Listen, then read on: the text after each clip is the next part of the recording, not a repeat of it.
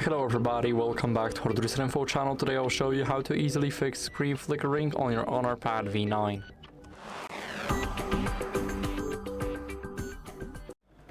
So first you need to adjust the brightness in settings. So go to settings. Here we need to scroll until we see display and brightness.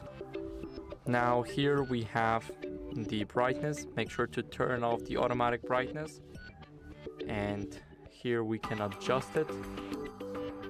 So after adjusting it, what you guys can also do is change the screen refresh rate from 144 Hz to, let's say, 60.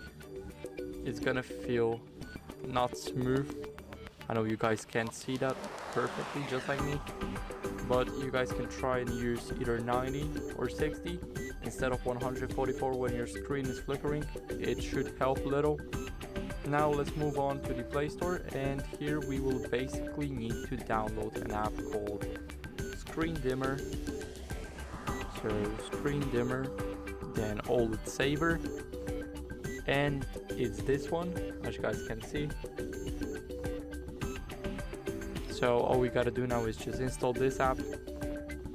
It's installed already, it's very small, it's like 2 megabytes. And now I'll show you the installation process. So let's grant permissions.